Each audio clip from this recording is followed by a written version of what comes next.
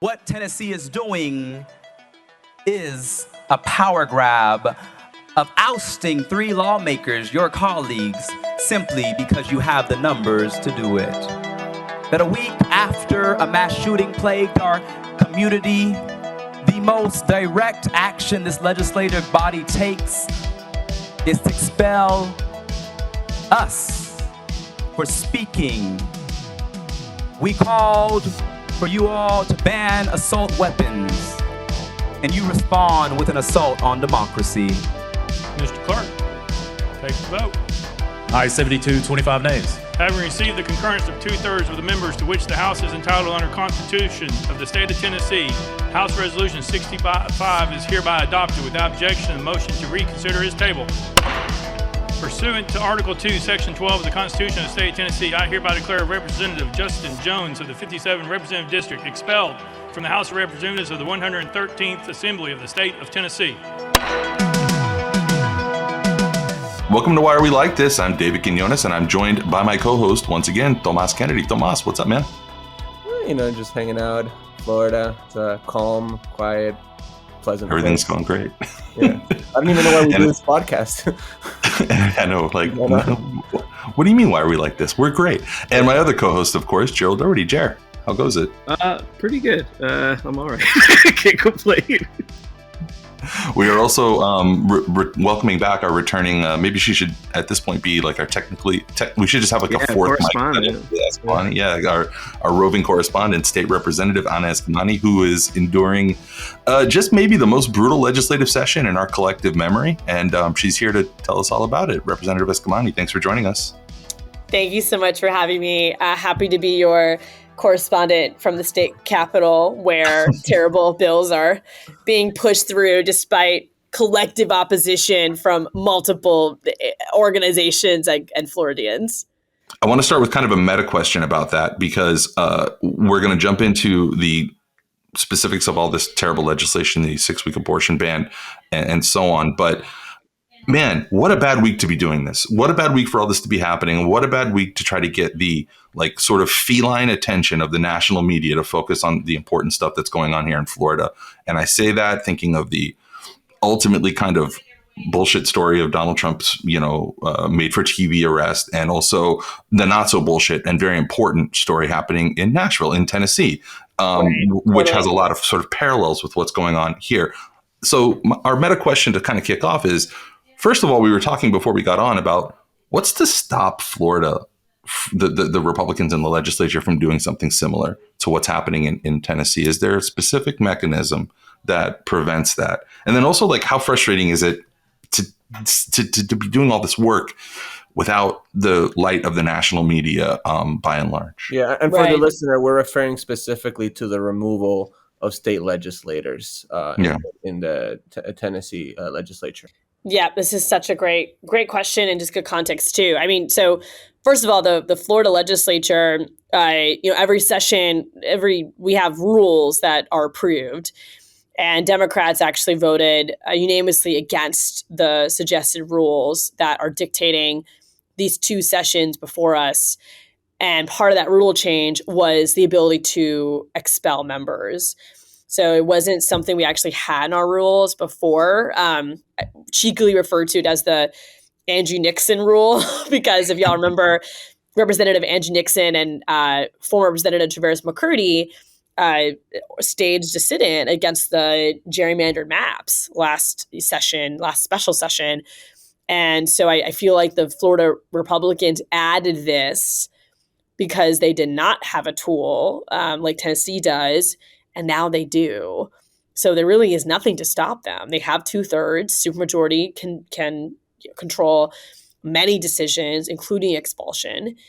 And of course, when it comes to just the meaning of that, the effect of that, I mean, it eliminates what are going to be more democratic areas of the state from doing anything, from exercising their First Amendment rights, from pushing their colleagues, their lawmakers to do more. So it not only takes away power and options, for elected officials, but you're also at the same time taking away options for their constituents and stripping them their ability to serve. I mean, it's just so undemocratic. It's And literally the definition. yes, I mean, I've been watching some of the videos with people chanting fascists, and I mean, I can't think of another word, right? Like, I just feel like that's exactly what it is. And we actually shared a letter yesterday with other lawmakers to show solidarity with the Tennessee lawmakers. So I'm hoping to get some more Florida Dems to, just express solidarity before this vote happens. But it's very unsettling. It's very, very unsettling. And they don't hold themselves accountable. I mean, there should have been expulsions of any Republican that aided in the January 6th insurrection, right? That's the irony, is they don't even hold themselves to any kind of standard. And they're aggressive when it comes to oppositional voices. See, now I feel like if you went down the January 6th route, to the second part of that question, of my question, you might actually have a little bit more success, right? Because, again, there's so much going on.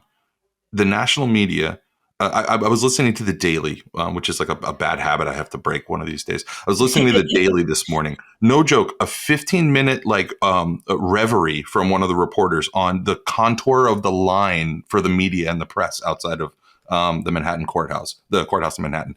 And I'm like, you guys, I feel like I'm like the healthcare please meme. I don't know, please just cover one thing happening in Florida, or feature us. How frustrating is that? Because I know that your caucus has worked really hard to try to shine the light on what's happening here, and it seems to fall on a lot of deaf ears. I mean, just to give you an example, we hosted a press conference focused on abortion funds earlier in the day, and we had one outlet that was there, and it's so frustrating because, as Democrats, we are hosting press conferences or putting out statements, we're actively engaging, on issues, many that are directly impacting our constituents, and yet the attention is not there. Even on, topics that are pocketbook issues like housing affordability. We filed 9 amendments onto this Republican housing bill that is pretty much a big giveaway to developers, more of an incentive structure than directly giving relief to people impacted. All of our amendments failed, right? And so I'm like, okay, this is a good media moment. We just offered 9 amendments focused on renters' rights and renters' issues, and each one failed in a party line vote. More people need to hear about this. And, there is no Democratic infrastructure to put together a press release and get out there. So I just did it. I reached out to my colleagues who did amendments, and I said, hey, give me a statement. We'll put out a press release together. So we did that. No one bites it, right? So then I just end up making a video. I watch the hearing again, and I splice up, the introduction of the amendments and comments made, and I make videos about it. And that gets a lot of good feedback on social media from directly impacted people. But again, no media coverage. And so it is frustrating because you basically have to create your own media with very little resources in a tight 60-day timeline. I will spend sometimes an hour and a half to 2 hours just grabbing video and editing it and putting it online. And that's on top of everything else I need to do to prepare for meetings, session, bill filings, so forth. Yeah. But it's literally what we have to do to tell our story because, there is no constant attention to what's happening here. Yeah, Anna, that made me think because, we have seen the propagation of a right-wing echo chamber, media sphere, because of these, social media and digital media outlets that are basically pay-to-play grifts, right? Things like Florida's Voice and the Florida Standard and the Capitalist and, to some degree, to be honest, Florida Politics. And because the people in power, are, Ron DeSantis, Republicans in the Florida legislature, they are in a place to basically break stories to these people that are paid by, Republican billionaires and Republican donors, and they give them legitimacy, right? Because they can basically break the news that are fed to them by the Florida legislature and Republicans in power and so on. the Florida Squeeze did a story that I wrote on how Brendan Leslie, for example, that leads Florida's Voice, takes direct payments from Florida Republican campaigns to write fluff pieces for them, without disclosing it to his readers. So, the reason why I'm asking this is because you mentioned that there's lack of infrastructure to basically amplify the work that you're doing in the legislature. And the traditional state media doesn't really bite, because a lot of them, they're just access journalists, to be quite honest. So do you see like an effort by the party or by donors or by the liberal infrastructure in the state to sort of like try to replicate that tactic from the right wing of creating kind of like an echo chamber through alternative or like so-called independent media? Like, have you seen any of that? Because that's something that's frustrated me for years, that I haven't seen a lot of investment or effort around. I definitely haven't. Not in Florida, at least. I think there's been a lot of just independent folks kind of doing their own watchdog reporting, and there's a few examples of that. Like the Bulldog has been doing that type of work for several years now. Shout out Dan Christensen at the Bulldog. Yeah, go Yeah. read the Bulldog. Not enough people read that. If you No, and they've actually have done some like pretty good, kind of niche random issues. Like you're kind of like, whoa, how'd they get those documents, right? Like, so they'll pull some shots that are really smart and sophisticated and kind of unexpected. There's of course the Florida Squeeze, offers some really great commentary, and insight. But yeah, there really hasn't. There's been a lot of good independent bloggers out there. Substacks like Billy Townsend and Jason Garcia are two that come to mind on Substack. But there really hasn't been like more, any type of organized effort that I've seen. Of course, y'all having a podcast, right, is adding to that space of information. And it's a really important need because, folks feel disempowered already in Florida who are on the left, but then they also don't have the tools to build efficacy, which is why I really try to leverage social media.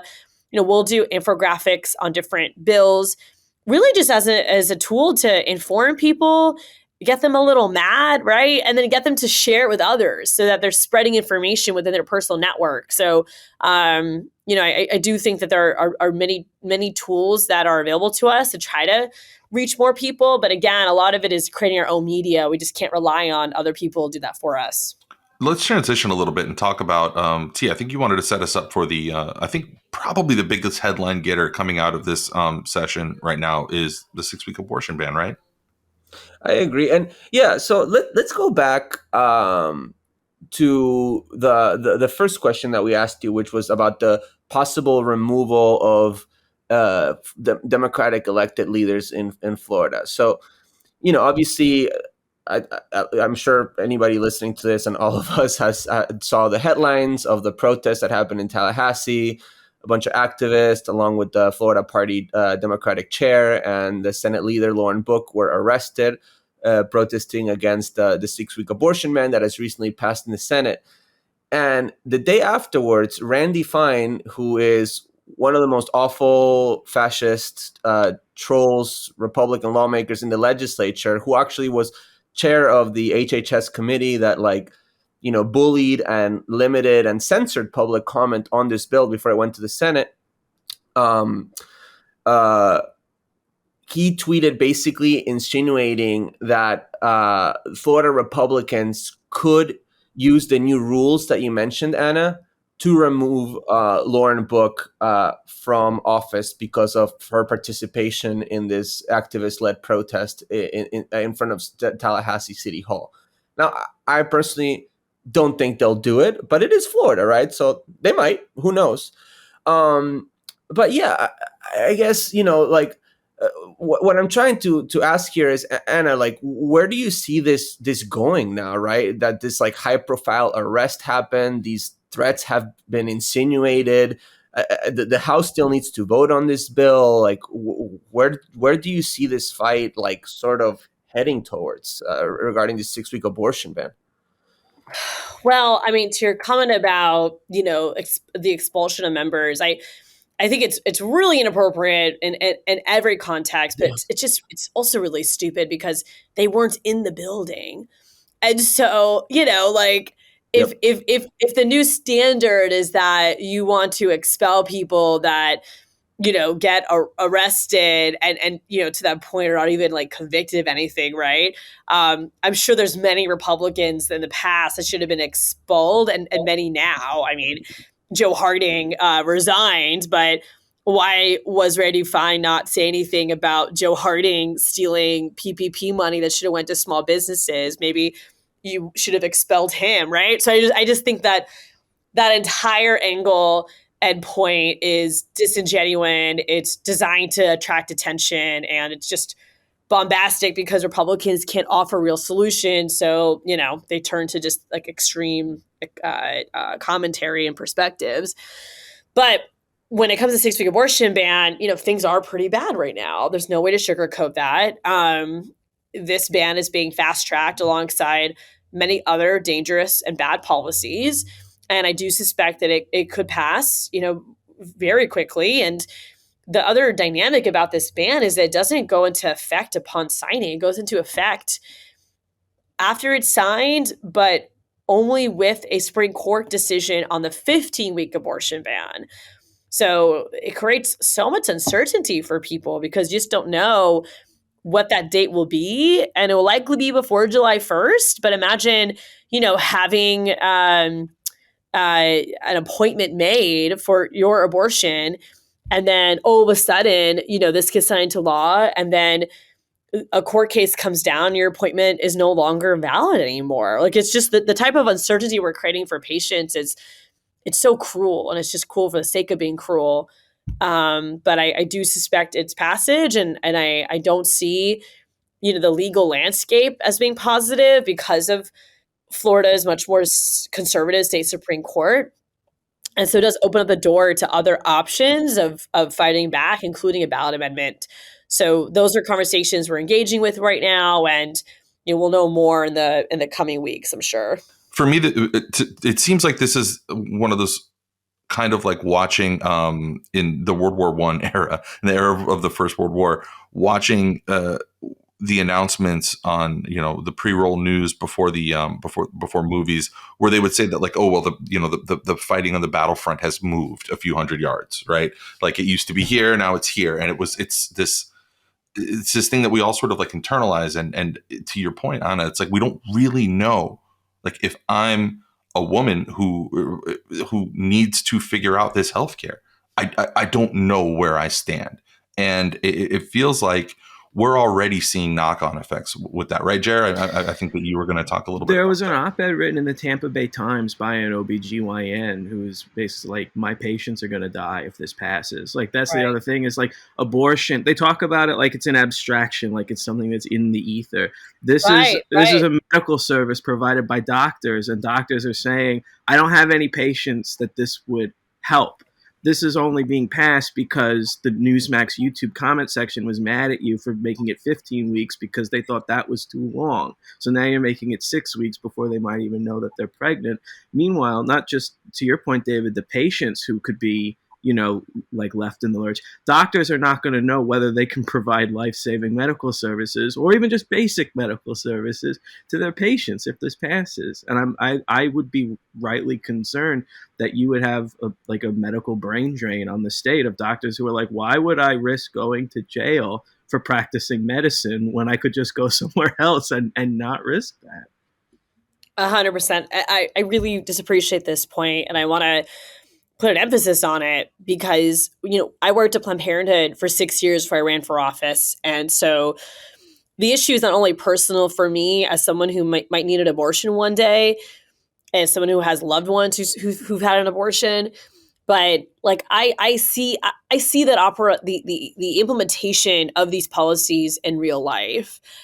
And I can't think of any other health procedure. Of course, that'll change now with the attacks on gender affirming care. But to this point, I can't think of another medical need that is as legislated and as controlled and as impacted by government. To the point where it's not about safety, it's purely about politics. And when you pass these restrictions, whether they're TRAP laws, which TRAP stands for targeted regulation of abortion providers, those are the type of laws that they don't outright ban abortion, but they make access difficult by requiring admitting privileges, transfer agreements, ambulatory surgical center buildings. Like they're the kind of policies that the far right has used for years when they couldn't outright ban abortion. These will have direct real life implications immediately. So you look at something like the Don't Say Gay trans bill, still really bad policy, still very damaging, but more of like varies per school district depending on the conservatism of that school district. Like some school districts are interpreting it differently compared to others because the bill is so broad, it kind of gives space for that, which of course is why Department of Education went into rulemaking and they're trying to pass rules to make it more specific and so forth. But abortion bans are immediately in effect. And it doesn't matter how you interpret it. It's either you can or you can't. And so the impact is quite devastating and it's immediate. And the only option you have is to leave the state. In the case of education, I do think every culture war is a class war. So you're basically like pushing kids, out of public schools to private schools. And so again, there are some serious consequences there, but nothing's ever as immediate as when you deal with someone's health. And I will say that the attacks on gender affirming care are the same attacks on abortion, targeting the providers, criminalizing the providers, making gender affirming care sensational. So if you listen to the language they use language that are not medical terms, but are really trying to demonize gender affirming care. Same thing in abortion. Sensational language, fake medical terms. They refer to the abortion pill as a chemical abortion. Same thing for gender affirming care. They say that kids are taking chemicals, right? So it's like, it's so insidious, and yet Republicans just do it all the time and no one stops them. That's what drives me up the wall. It's like, guys, this is the same playbook from the 80s from now, right? Mm-hmm. And yet, like, somehow we're still in the 90s, right? Trying to fight this back with Democrats who want to be nice and don't want to call this out. And we have Democrats right now who are voting yes on some of this stuff. Jesus. We had a Democrat this morning vote yes on a bill that sets restrictions on the filming of law enforcement. I just don't get it. It's just mind blowing. But that's the situation we're in right now in Florida, where even some of our leaders are flailing, whether it's for their own self-preservation or they just don't know better. But we got to hold our own accountable as well. So I just wanted to wrap up by asking you, you've done a great job outlining, the awfulness of these two bills that we just spoke about. But can you give us just like a quick overview of some of just like the worst bills, or just things that you think, whether good or bad, actually, that the public needs to keep an eye on as we enter the final weeks of the Florida legislative session? For sure, I love to. I think there's already been a lot of attention, and rightfully so, on the abortion ban, on the attacks on LGBTQ plus community members, whether it's the gender affirming care ban, the bathroom ban, alongside the restrictions on drag performances. Of course, there's been an expansion of the Don't Say Gay trans bill, which also includes more book banning and an erosion of comprehensive sexual health education programs. That bill in particular requires the emphasis of hetero-monogamous relationships and marriage. And so it intentionally wants to emphasize hetero relationships as being better. But some of the issues that have not gotten the same amount of attention that I want to just amplify include the union busting bill.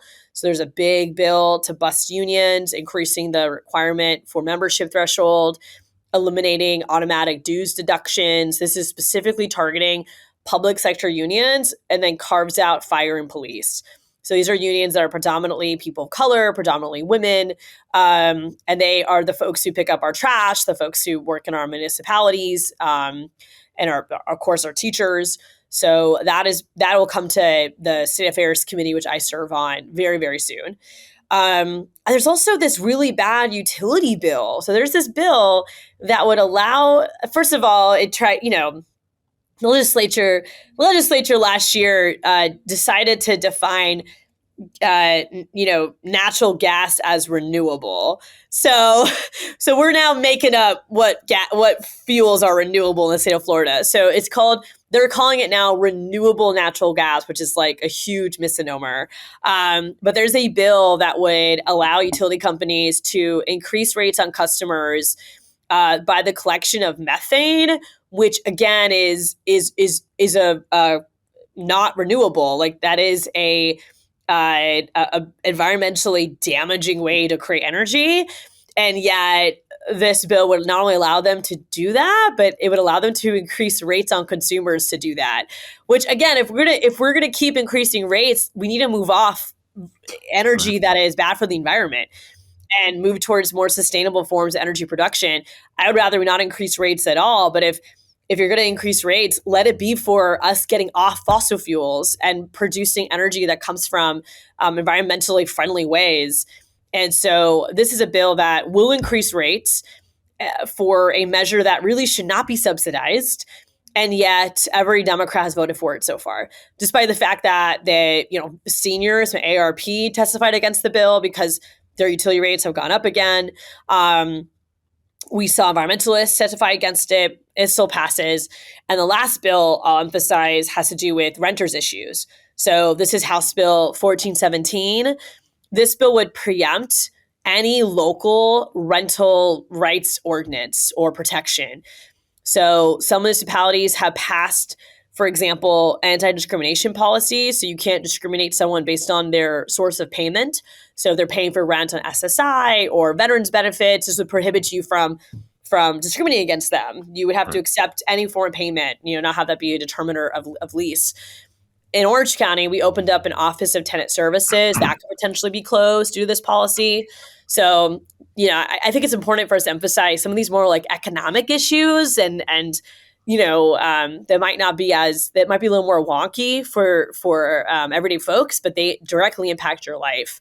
So those are three areas that I'll emphasize as needing more attention and being incredibly problematic to the health and well-being and economic security of Floridians. Well, we know that time is tight for all of us, and it's on the horizon, waiting for us one day. And for more policies that'll bring about the end of the world. We'll have you back on soon to talk about them. But we appreciate you carving out the few moments that you were able to take a break from fighting that good fight. So we really appreciate it, State Representative Anna Eskamani. Thanks for joining us again. Thanks very much. Thanks for having me.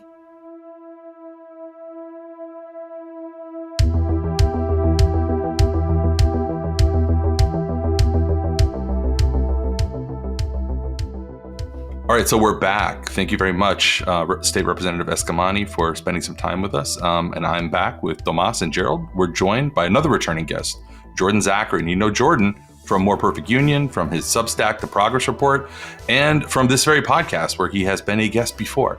Jordan, welcome back. We are officially going to be adding a pin to your varsity letter jacket for your second episode. It's an honor. Well, thank you. So it is an honor. Yeah. Thank you, Jared. Jared, I'm thrilled. Anyone who wants me on their podcast or any sort of media, both bewildered and grateful. Gerald is like, I'm taking the irony out of that statement and reinforcing that it is an honor. Yeah, I'm pleased to be here. So, look, Jordan is going to join us to take a little bit of a more deeper analytical dive into the news of the day and maybe touch on a few things from outside the Sunshine State, while also keeping our focus in here. But the chief thing that happened in the last week or so outside of Florida is the indictment of our most famous resident, maybe the most famous person on planet Earth, probably the most famous person on planet Earth, Donald Trump. So. Yeah.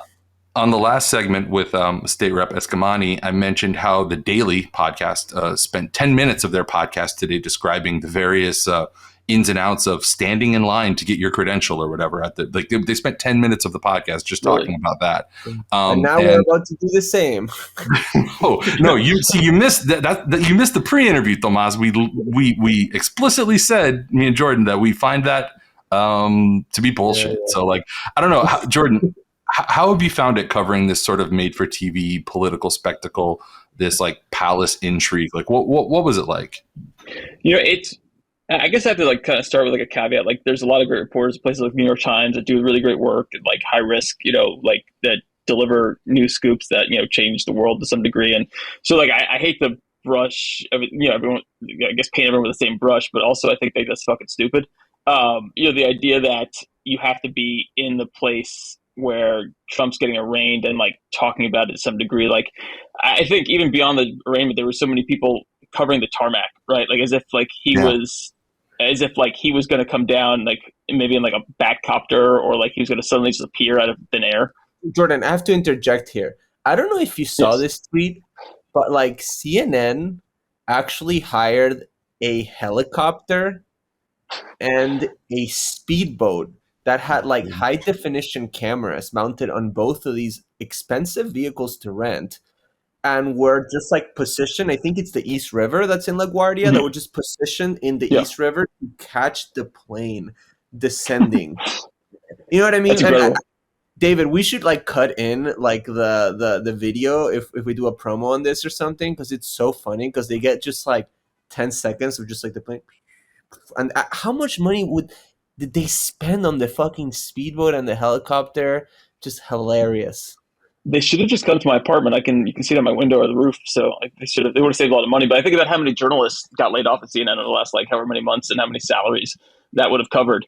It's funny that CNN did that in the sense that 2015, right? They were like covering like empty podiums when he was running for president. They'd just be waiting for the countdown, just like at an empty like whatever lectern, and waiting for the big guy. And so nothing's really changed too much. And it's I don't know if it's like just Trump himself because he's been a celebrity and like the dumbest celebrity we've had for about like 40 years now, or just like this would have been anybody. Like if like had it been, I don't know, like I don't want to say Hillary Clinton because they have a weird obsession with her too, but let's say it was Ron DeSantis, for example. Would they be so obsessed? I don't know. But either way, I went to the courthouse outside the arraignment more just to kind of see like how big and silly it was. And it felt like we were in a time loop, right?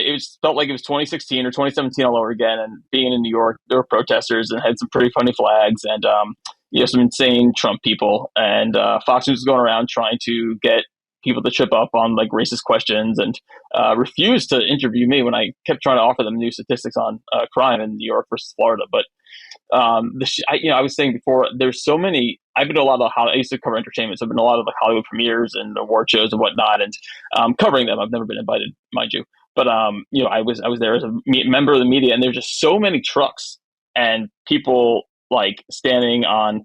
I guess I had a giant. I don't even know, like a stand where there's so many different news networks were sitting, as if like it was like the Queen's funeral or something. And I don't know what they were. I wasn't watching. I was out there, but I don't know what they could have possibly been saying. Like, I don't know that Donald Trump even showed up. He maybe went underground to get into the police criminal court. I'm not sure, but I guess it's one of those things where you're worried that you're not going to be there and you're not going to get the coverage, but also it is meaningless and worthless. It's hard for me to say why they do it beyond like they feel like they have to. Yeah. It's first of all, like the idea of him being like pulled out of there the way that like the businessman in Beijing was pulled out of his building in The Dark Knight, where it was like he was sky hooked out. I love the idea of that. Like just having something. I mean, if there's anyone who's going to put on a show, it'd be him, but I don't think he's got like the physicality anymore to do it. Yeah. I don't know if he's got how many more miles he's got left on those knees. But no, I mean, it's a spectacle, right? It was made for television. It was like a very specific. What did you read into, Jordan, the reporting that this is exactly the way that he wanted it to go down? That there was an opportunity for him to do this in imagine that, a more low key, like low stakes environment, like on Zoom. They said they could have arraigned him on Zoom, and he made the choice to concoct this media event. What did you make of that? Well, I mean, I first want to thank him for coming back to the city. We've missed him here for a while. You know, we still have Trump Tower, but it's not the same without him here. So I wanted to thank him for that. Feeling his presence was really cleansing in a way.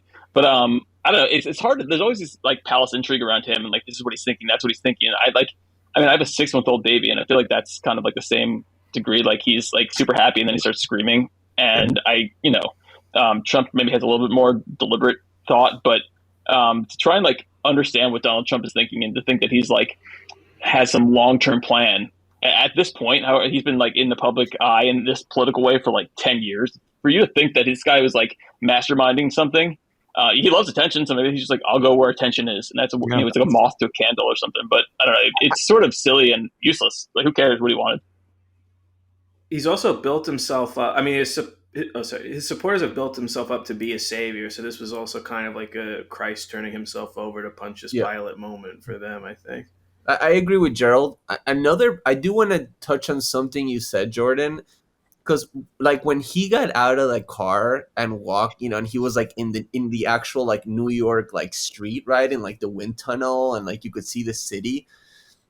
Like it was so funny because I mean, like like Trump is like traditionally like a very New York guy, right, and still is, but like we have not gotten an image of Trump in New York in such a long time, and he truly has like in the zeitgeist transformed himself into like a Palm Beach, Florida man, which is a very specific type of Florida man. So it's a guy. Seeing him back in New York, it just optically was weird for me. I don't know how you all felt about that. Yeah, no, I feel like it like I said, it feels good to have him back, even just for a fleeting moment.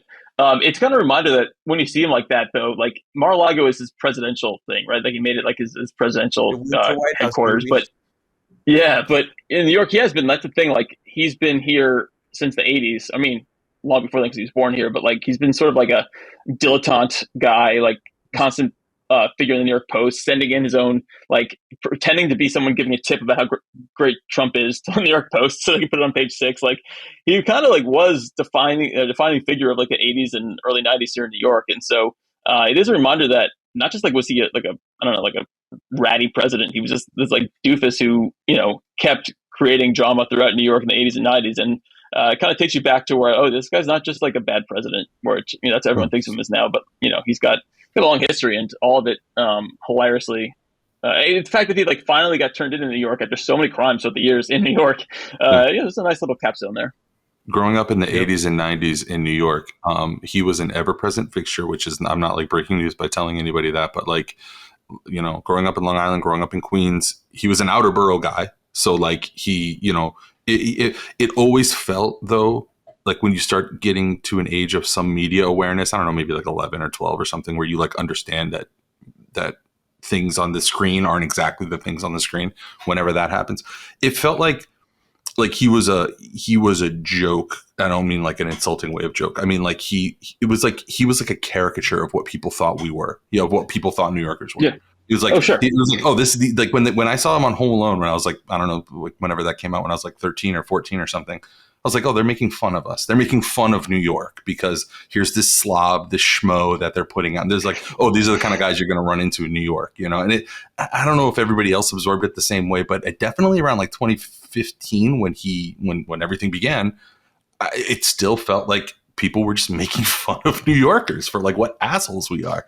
And I think it's funny the way Tomas puts it, that he's like now officially a Palm Beach guy. He's it's just funny the way that those perceptions have changed. Do people in New York think differently of him, apart from like if you try to pick apart all the politics and you get to the brain of the Staten Island guy or the Long Island guy who's just like still thinking of him as the guy who got laid on the front page back in the day? Like it's like that's what they like him for. And I wonder if that's how much residue of that is still there underneath all the MAGA, QAnon, all the shit, all the layers. I mean, I would say that like because there's not a huge number of supporters for him in the 5 boroughs, other than like technically the 5th borough, Staten Island. There's a lot of Trump fans in Long Island, as we've seen. That's home of George Santos, so his spiritual successor, I would say. I think certainly in New York. Did you see him yesterday? Did you spot him at all, or no? Was he in and out quick? I think he was pretty quick. He was, Yeah, he was there, but pretty quick. Him and Marjorie Taylor Greene just made a run for it. But I think you have to be a certain age, I guess, to remember Trump as he was in New York, because then he became the apprentice guy, right? Before, after he became after he the gross New York, Atlantic City slob. Then he went away. Then became the apprentice guy, and then he became the racist guy, and then he became the running for president guy. But I think if you're of a certain age, you certainly remember him as obviously pisses you off as a president, but it feels like he's our slob, our doofus in a way. Yeah. We can tell you how it was, but he's always constantly rejected by the New York higher society that he always wanted to be part of. And I take no pleasure in that, because the people he was rejected by were also terrible. Real estate developers and just scumbags and Wall Street and whatnot. So media magazine owners and Condé Nast type people, yeah. But he found acceptance among the people that we all know and love, which is celebrities. I remember Michael Jackson being led around by him at the Taj Mahal at the grand opening or whatever it was. How many people actually know the names of a lot of these white collar scumbags that he wanted approval from? And everyone knows who Michael Jackson is. Everyone knows O.J. Simpson and all the rat. Whatever. Back when they were normal or more normal. You didn't see Stan Chera hanging out with Michael Jackson. I'll tell you that. Okay, I'm not going to get approval in the C-suite or among the blue bloods, but I can get on Oprah for sure. And most people, yeah. I mean, that's the funny part about it. He wanted that approval, but what he got was much more powerful, right? He became the president because all these scumbags, I don't want to say scumbags, but they rejected him. But then these other sorts of people loved him, and that's the funny thing about it. I mean, it comes down to he's a man of the people, right? And this guy he is a McDonald's eating bloated old man, which doing ads with Grimace. Yeah, exactly. So in a weird way, he's found his people, but he's nothing like them. He's found his audience, but that's the thing that gets me though. He's independent. He's for the working man. And I mean, I'm going to go on a rant that's happened, people have done since 2016, but it is sort of funny to see him finally come back to New York and face his hometown. So from the Donald down here to the state of the Ronald, I caught this whatever little piece of news coming across the transom, and as somebody who is very refreshingly not in Florida like we are, Tomas and I are kind of stuck, trapped, I thought I'd share it with you guys. This comes from Navigator, which is a survey poll, one of the assorted research firms out there. Nationwide survey of 1,000 registered voters that was conducted from March 23rd to March 27th. So pretty recent, right? A majority, here's the headline takeaway. A majority say Republicans should spend less time talking about quote unquote wokeness, right? And I bring this up because this has been the entire administrative mission of the Ron DeSantis governorship in the last 5 years. I just want to throw out some numbers and then maybe we can talk about it a little bit. Majority of Democrats, 63%, and independents, 52%, say Republicans should talk about wokeness less, along with half of not very conservative Republicans. That's kind of a shitty bifurcation, but 50%, and even 41% of self-described very conservative Republicans saying it's enough with the wokeness shit. And it kind of breaks into the splits a little bit, but I don't know. What do you guys think when I tell you that? Jordan, maybe we can start with you, and as somebody who is not mired in all the bullshit down here. Yeah, I mean, I don't know how you guys deal with it. If I had neighbors screaming about wokeness or at all, I would have to. I guess if I had to leave the state, I'd end up going to New York. So God bless you. I don't know how you guys just come here, but I mean, the whole wokeness thing, they see it as, my theory is that, I mean, Florida has no Democratic Party, right? So the fact that he won by 20 points or whatever have you over Charlie Crist, I don't know. It's that? Can we fact check that we have a Democratic Party? I just want to make sure. So he won that, but also then in a recent poll, he was only 10 points ahead of Biden. And he's, Biden just got just being destroyed rhetorically for however long in Florida. And so his strength, I think, is probably overestimated in Florida. He won against a mummy basically in Charlie Crist. God bless him, but it's not that hard to do. Just wind would blow him over. But the wokeness thing. I mean, look at what happened in Wisconsin last night, right? This used to be a state that is still a swing state. I mean, it was still 45-55 last night, but by far liberals just came out big time and voted for like a judge who's now going to make the Supreme Court 4-3 liberal and unleash, I guess, like democracy again within Wisconsin. We see like the 2022 elections, the midterms, like, yeah, they flipped the House, but like, so they gerrymandered it and only by a few seats, right? Republicans. And so they feel like, I guess it's because they've gerrymandered things, right? They have this thing that like, we've got to go so far right. We've got to go so insanely like bloodthirsty, vampiric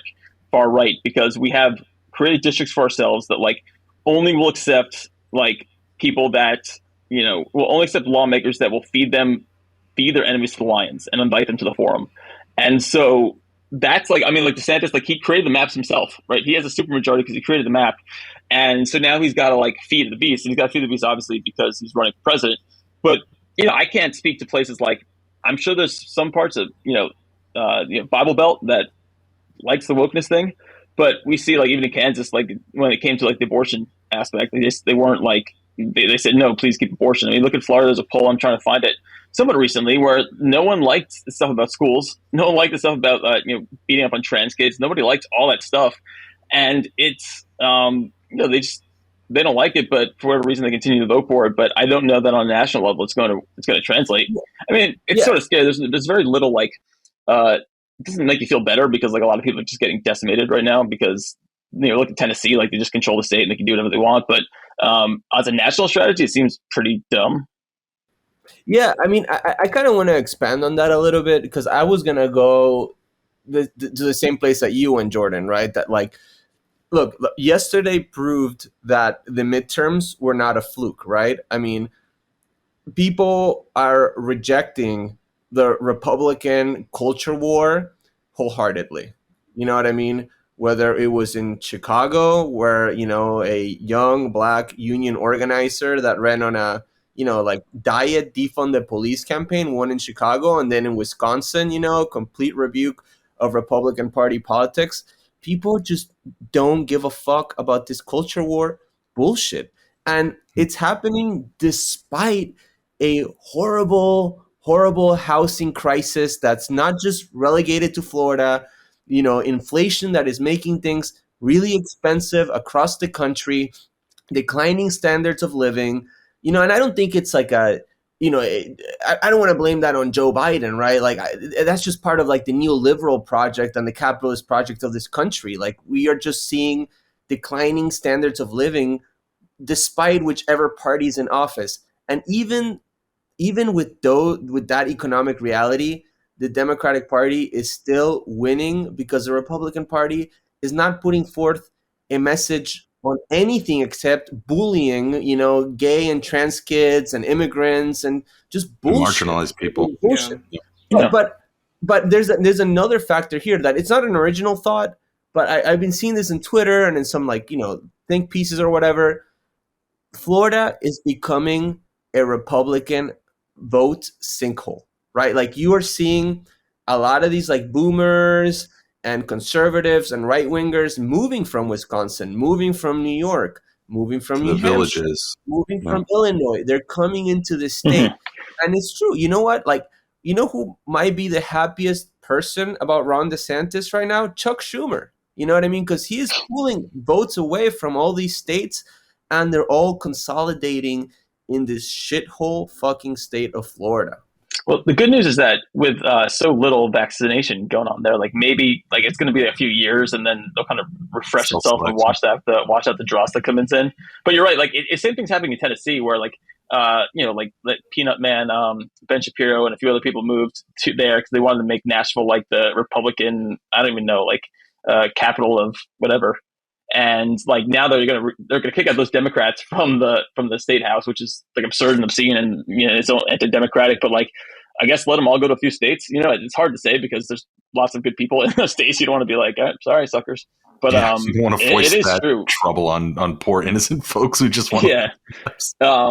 It is interesting though, that like seeing this like resettling of reorganization of politics and our political order. Like there's the Georgia's a swing state, right? Like they reelected Brian Kemp, but then reelected what you call the senator there, Warnock. And Warnock, and voted for Biden on like a very close margin. There's some places like Arizona, it's going to be close for a while, But it seems to me that when you look at what's happened in Michigan, trifecta for Democrats, got rid of right to work, and so many things going on there. Whitmer's very popular. You look at what happened with Wisconsin yesterday. It seems to me like there's a reordering of states where it feels like it's almost like washing like two, I don't know, like oil and water, like finding their own sides. And like, I don't know. That's a really great way of putting it, Jordan, because in my mind, the way that I've been thinking about this, and I heaven forbid that I say something nice about somebody like Marjorie Taylor Greene, but I do think she's a bit of an oracle when it comes to the idea of a national divorce. I don't think it's a good thing. I don't like it. It's not great that it's going to happen, but I can picture a country where all populated urban centers are sort of considered or governed or administered in a specific, maybe more liberal, or maybe like you look at a place like Orlando and it may be more aggressive way, or like Nashville, perfect example right now, treated like shit, being de-represented, having their representation taken away from them, and either under assault or just more like a Minneapolis, just operating under their own aegis and like trying progressive shit here and there. And then everything else, right? The water, like there's the oil droplets and the water. Yeah. That's a great way to put it. Now, I don't know. Do you guys think that like, I hate to give more fuel to that like national divorce discourse, but it really does feel like where we're headed. No, I was going to say, when I say oil and water, I think you make a really good point. I mean, I'm on the same direction as you. I think like with Marjorie Taylor Greene, she just wants a divorce so that they can make racist laws. So her motivation for it is obviously very different. To be clear, yes. Yeah. But I think even beyond the urban centers, because the way like constitutionally, like states are have power over cities. I imagine just like two or three segments of the United States where it's like a bunch of blue states that have like a economic pact, and red states have an economic pact, and like there's a federalism that allows for a national army, defense, and things like that, like a currency in common, but really like having very little else to do with one another. Like you can like, it's kind of like an EU, but you can like you can pass between and they have a currency and common defense, but it's going to get to the point where these two sides, like they're increasing democracy. And I'm in New York and we have a horrible governor. She's a Democrat. And I really just think she's terrible. So it's not like a utopia here, right? There's a lot of corporate interest and it's terrible. Sure. But you're at the point where like, just on the basic level, there's going to be democracy in one place and then like not democracy in the other, like an imperfect democracy and then like no democracy at all. Mm. And I don't know how you continue to exist like that as a nation where, unfortunately we are forced to have a Senate that includes, like the idiot state, like the red states, and they get overrepresented, right? And like we're forced to have a Supreme Court that is basically confirmed by the overrepresented states that like makes rulings that impact all of us. Like now I have to like deal with there's like no gun control anymore, right? Because there's the state, because states did that, or like the abortion is now possibly outlawed in so many places. Like we have to live under that stuff, and it's terrible. So I don't know how. I feel like there's going to be a breaking point. I hope it's not a violent one. And, maybe it's like we changed federalism. And I guess, Democrats are married to the Constitution in the sense that like, well, we can't do it. They don't even want to expand the Supreme Court. Yeah. But I don't know what it looks like because I'm not a historian, nor am I like an oracle. But I don't know how this continues for that much longer because it's just two different countries. There's no middle ground. So I'm extremely skeptical of not even just like the like on the will it happen thing, but even like in I question how sincere they are in their desire for a national divorce for one reason. Do you guys remember the early days of Parler, where some of the most popular conservative Facebook groups were people on Parler talking about how boring it was because there were no libs on there to own? Yeah. And like, what would they do without us? I think if you need an insight into that, do you guys remember the chats that got leaked about the deplorable during Trump's inauguration? As soon as it was just them in the room, they started knifing each other over who was the real number one MAGA. You think you're the number one? No, you were with Ted Cruz. I was here first. You're beneath. Like they would get into a pecking order amongst themselves. Like they would the knives would turn inward. They wouldn't go away. I think when she says we need a national divorce, I think in her heart what she can enunciate would be something like a national fight club. Yeah. Where you could hit someone you don't like with like consequence free. Like I think that's the real thing she would like, is the pleasure of seeing someone she doesn't like injured or suffering or what have you. She would hit them. You ever seen her train on 60 Minutes? Oh, I've seen her do the worm on the bar. I've seen the vids. But I if we were to split, I think that they would just get bored. I honestly do. Like and that whole thing, like this was my favorite Marjorie thing was when she was highlighting how many people are going from these states to Florida and Georgia, what have you. She said there should be a 5-year ban on them voting in the new states, even though they're 2-1 Republican to Democratic. That goes back to what Danny told us. Danny Rivera from WLRN came on one time and told us that, like, while I think he might have even invoked that sentiment of hers, and he said, well, what's funny, because Danny's a born and raised Florida boy. He's like, most Florida born and raised people are pretty liberal.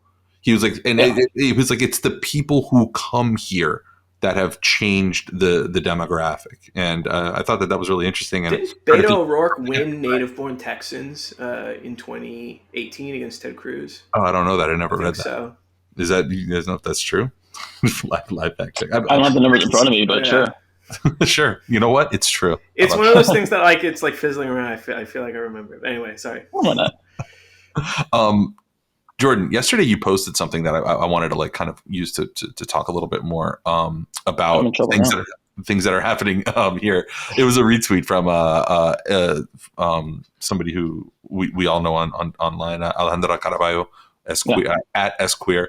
It is the basically, if you're a listener to the show, you already know about this. Tomas, maybe you can help us set this up a little bit. But it was a section of legislation that has been introduced that would result in, and I believe this is from SB 1438, which would the net effect would be outlawing and making it criminal to hold any pride events if anyone is dressed in drag, right? Tomas, am I reading this right? Like, what's the top line of this bill that we should understand?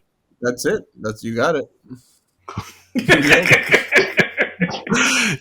Sometimes you think that there's like the devil's in the details. Nah, man, the devil's right there. It's just chilling.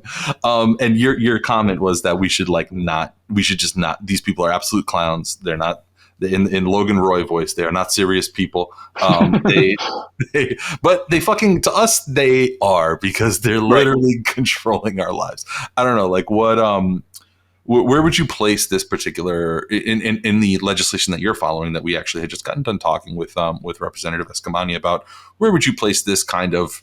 I hate to ask you to, like, rank how bad, what's worse, the anti-black stuff, the anti-Latino stuff, the anti-LGBTQ stuff, but, like, I don't know, where does this place in the pantheon of, like, shit coming out of Florida that caught your attention? And are there other bills, items in the docket, legislation that's maybe also percolating in your brain that you think is particularly worthy of exploration?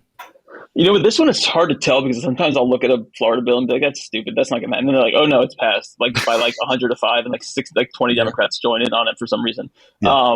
Just the worst. But this sort of thing, like, what I really would love more than anything is, like, I would love to know how they police that and how they decide something's drag. Like, are you, like, what if you are, wearing, like, what if a woman's wearing pants? Like, does that count as drag? Like, the other way around? How do you come define and check that? it?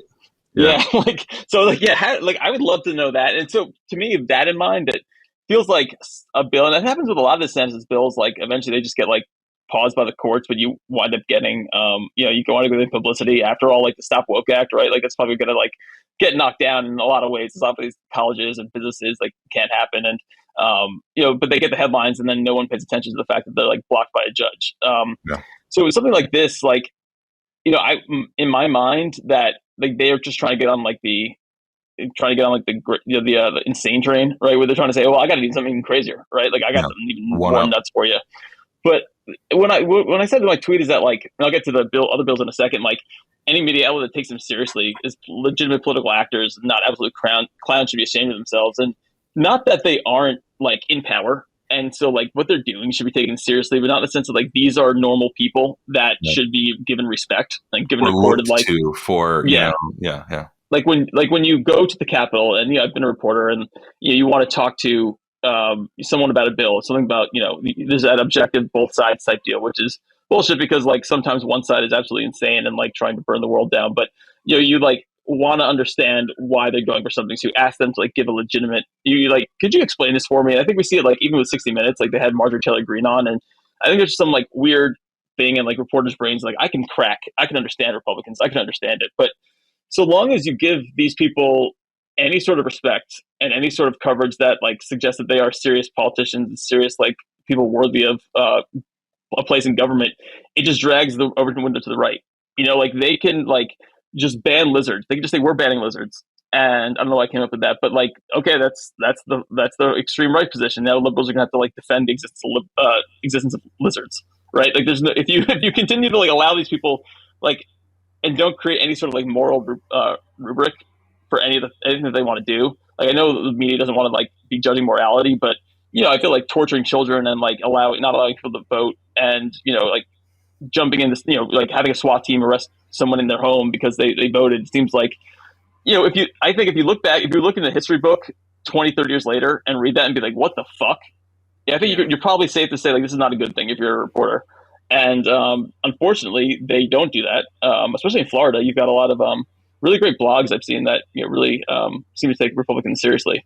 And so, because of that, it just allows them to continuously be legitimized, continuously pull things to the right. Jordan, who are some of the worst culprits that you've seen, you know, in terms of this normalization of Ron DeSantis and you know these policies? Yeah. Well, in terms of Ron DeSantis, what's interesting to me is like I obviously look at the Florida media, and I also look at the national media. And national political media is really interesting to me. When the session began, which I guess was like beginning of the month or in February or something like that, a legislative session, they opened it, or they said like, I think it was both Politico and the New York Times said, you know, a legislative session begins like Republicans are poised to give Ron DeSantis a bunch of wins for his presidential campaign, and it's saying like a bunch of wins. Like, what are the wins?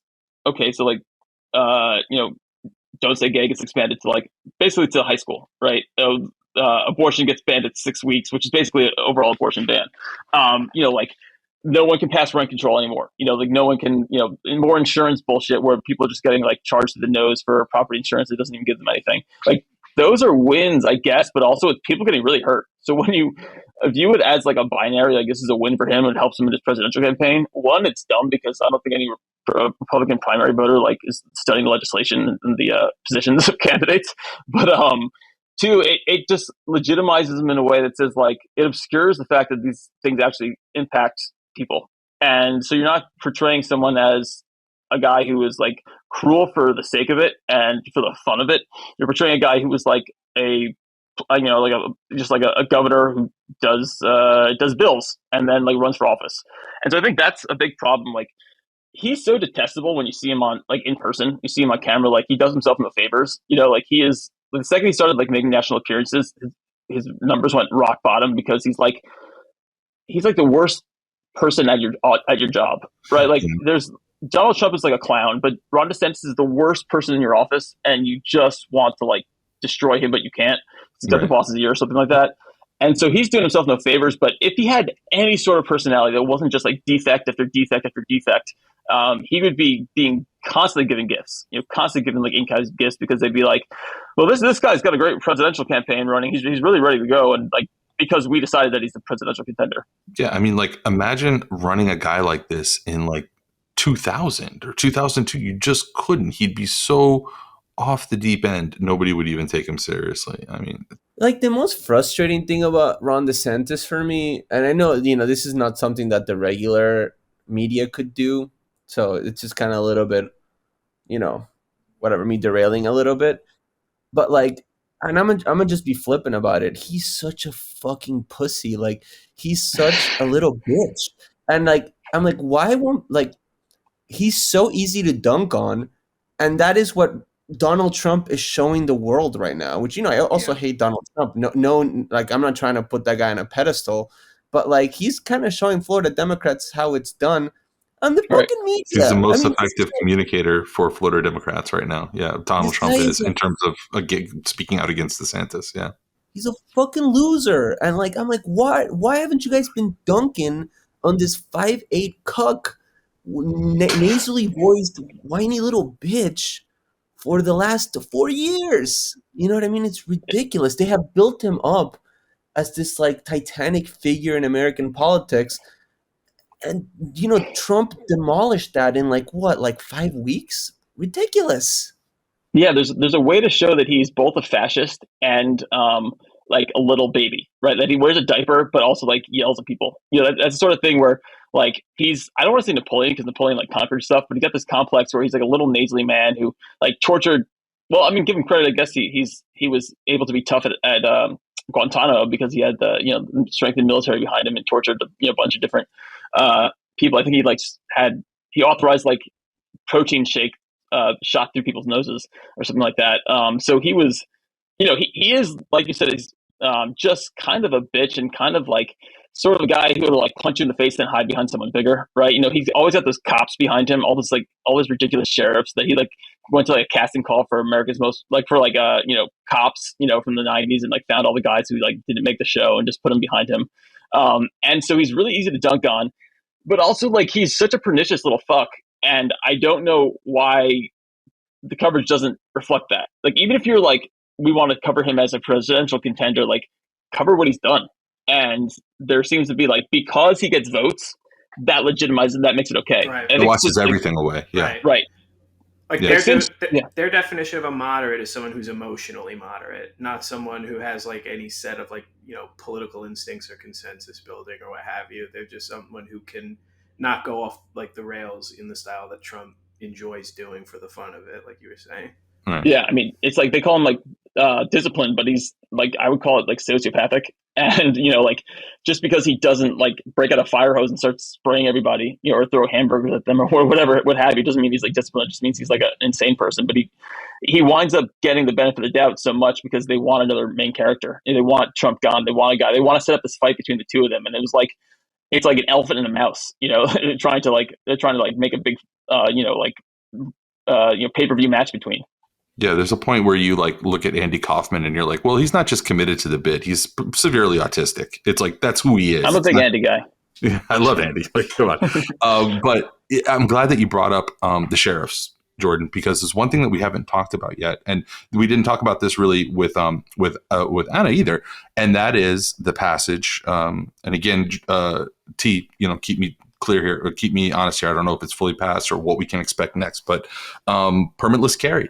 Or constitutional carry, as the proponents of this legislation across the country that's wending its way into different red states have called it. Reinvoking my history as a New Yorker, we used to look at Florida as this dangerous backwoods, not just a backwoods, but like a dangerous place. Like you come here and you might get shot. Of course, this is the cocaine cowboy days or 80s, 90s, whatever, when it was pretty fucking dangerous down here. I don't know how this has gotten lost in the assorted critiques of New York, Chicago, San Francisco being lawless hellholes or whatever. It's vastly more dangerous down here in Florida. Sure. And adding to that, melange of accelerants, we're throwing in this match of permitless carry. Like Tomas, where are we at with that? Is that going to happen like any day now? Like what's going to happen with permitless carry? Bro, it's done. He's signed into I know, but like, can they do it now? Can I do it now? I might have to go do it now. I have to go buy some gun. Get a gun. Get yourself a gun. Yeah. I'm sorry. Another. What was your question? No, I was saying, like, what are the practicalities of, like, when will permitless carry take effect? Like, when will people actually be on the streets who are armed without any background checks or even the most cursory of training? I'm like 99% sure, and if you're a listener, go check this. But July 1st of this year, it signed into law. He signed it into law this week in a press conference behind closed doors. No ceremony, no pictures, nothing. Because 77% of Floridians oppose this, and that's what the polling has shown consistently. Around 70 to 80% of Floridians against it. And he actually he was asked by these Second Amendment lunatics about it in a rally in Georgia that he had the day I think after he signed that, if he would do open carry at a gun store. Yeah, and he said yes.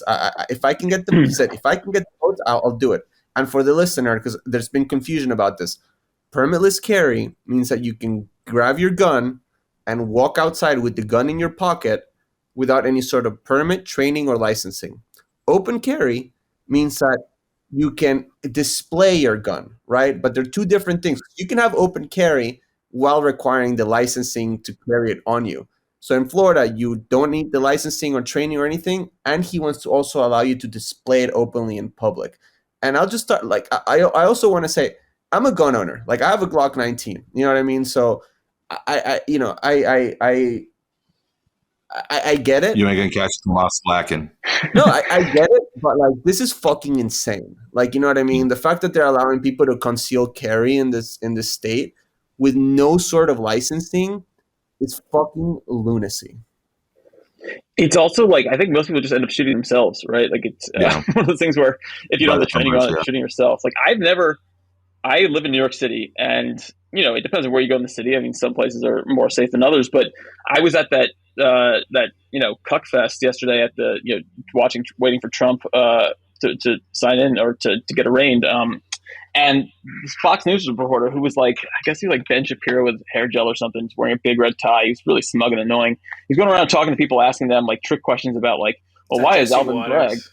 And it wasn't even him. He was like, like Jesse Waters' intern. He's going around like asking like, why is Alvin Bragg prosecuting these, this, but not violent crimes, letting people back on the street? And, it was people who were just like there to mock Trump, which is great. They didn't really know what to say. And I tried to barge in, and then I followed him around a bunch and kept offering my expertise if he wanted to get the truth out to his viewers.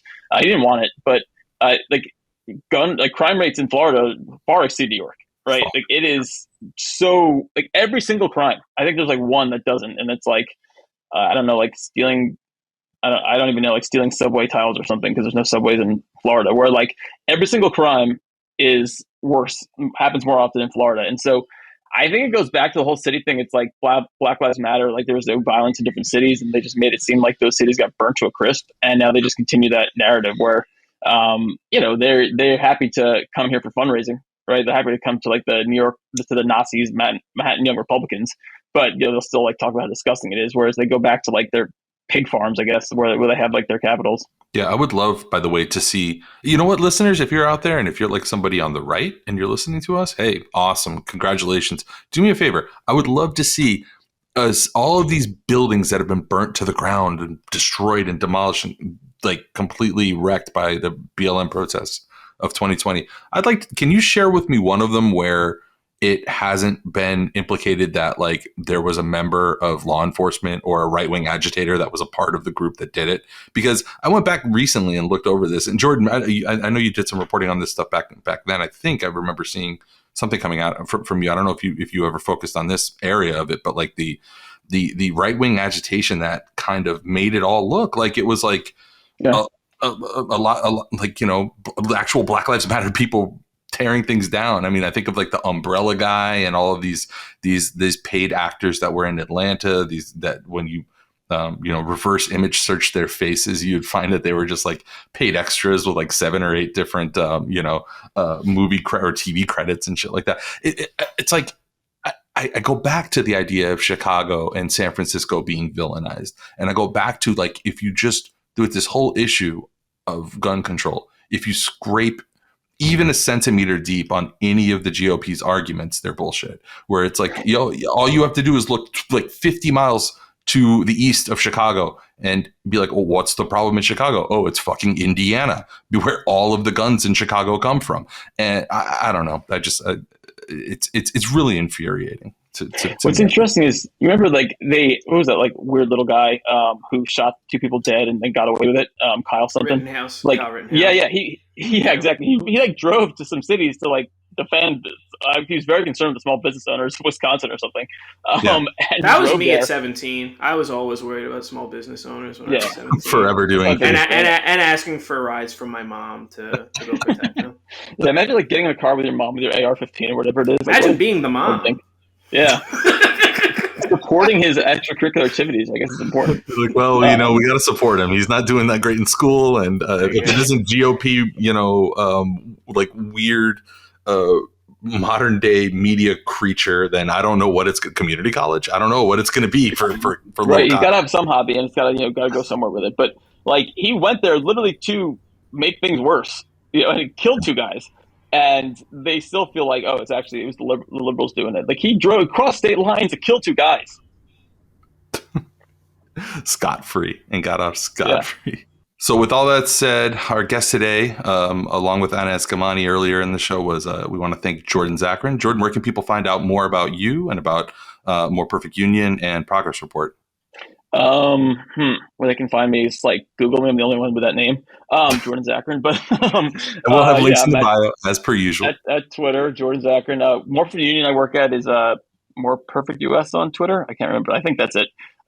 Progress Report at Substack.com, and follow Sword, which is a very good newsletter about DeSantis at Tomas. He's involved in that, and that's swordfl.substack.com. I'm just a poster congenital, and so come get your fix, I guess. The sword is coming from inside the podcast. Fellow posters, welcome.